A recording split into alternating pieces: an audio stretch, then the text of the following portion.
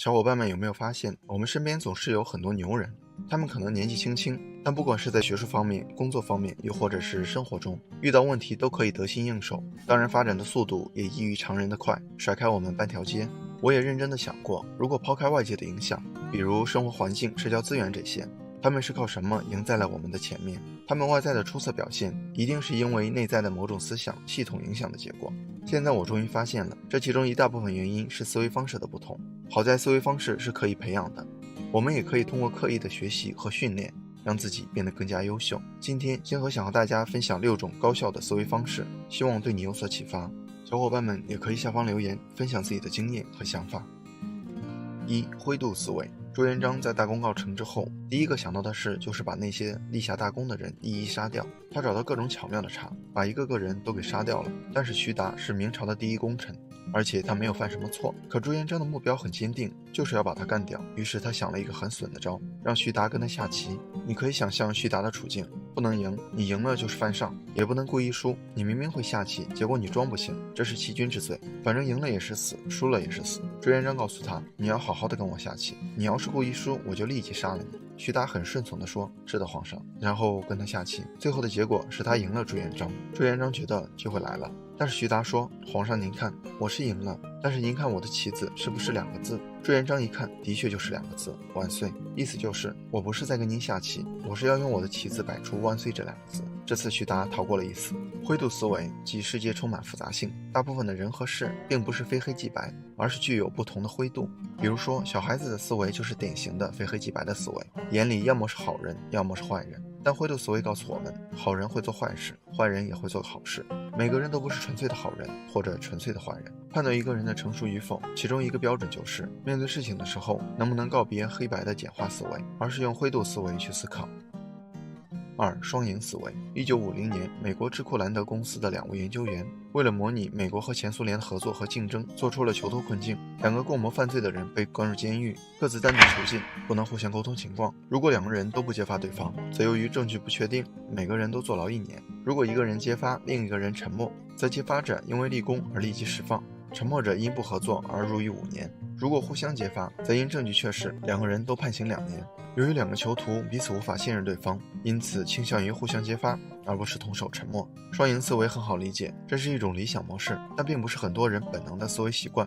相比赢模式，输赢模式反而是生活中更为常见的思维方式。因为人生处处都是比较，大多数人从小接受的教育往往更倾向于竞争，而不是竞合。于是，在相当一部分人眼里，人生就是一场竞争游戏，只有击败别人，分出胜负，才能成就自己，这就容易导致习惯性的损人利己。但事实上，从长远来看，输赢模式的结果往往是两败俱伤，只有双赢模式才是长期相互依赖环境中唯一可行的交往模式。3. 跨栏定律。武术家截拳道创始人李小龙，小的时候身体非常瘦弱，先天素质并不好，即使成年之后，他的身高也只有1.73米，在武术格斗界中，这样的身材并不占优势。那为什么后来李小龙能成为一代宗师呢？原因在于他刻苦训练的结果。他7岁时学习太极拳，13岁时跟随名师叶问学习咏春拳，此外他还练习过洪拳、白鹤拳等几十个拳种，为后来自创截拳道打下坚实的基础。不光如此，瘦弱的他为了增强体质，通过营养改善、大量练习，甚至是电击训练，李小龙练就了强壮的肌肉。这就是跨栏定律，竖在前面的跨栏越高，你跳的也就越高。换句话说，一个人遇到的困难越大，成就往往越大。还有生活中一些颇有成就的教授之所以走上艺术道路，很多是受了生理缺陷的影响。跨栏定律提醒我们，劣势本身并不可怕，只要一息尚存，我们就还有希望，就能够通过行动改变。就像英国有句老话所说，如果这件事毁不了你，它会令你更加强大。4. 奥卡姆剃刀原理。爱迪生年轻的时候，别人认为他缺乏科学知识，都不怎么看得起他。普林斯顿大学数学毕业生阿普拉曾与爱迪生一起工作，常在卖报出身的爱迪生面前炫耀自己的学问。为了让阿普拉谦虚一些，也为了让阿普拉对科学有真正的认识，爱迪生决定出个题目考考他。有一天，爱迪生把一只玻璃灯泡交给阿普拉，请他算算灯泡的体积是多少。这种形状不规则的物体，体积是很难计算的。阿普拉拿着那个灯泡一看，灯泡是梨形的，心想虽然计算出来不容易，但还是难不住我。他拿出尺子上上下下量了又量，并依照灯泡的样式画了草图，然后列出密密麻麻的计算式。但是这个灯泡的体积实在太难算了，过了1个小时他也没算出来。爱迪生不耐烦了，他拿出玻璃灯泡，沉在洗脸池的水中，将灯泡里灌满了水，接着将灯泡里的水倒在量杯里，对阿普拉说，就是这么多毫升，问题解决了。这就是奥卡姆剃刀原理，即如无必要，勿增实体。叔本华说，一个明智的人就是不会被表面现象所欺骗的人，他甚至预见了事情将往哪一方向变化。生活中只有看清事物的本质，找到问题的根源，才能彻底有效地解决问题。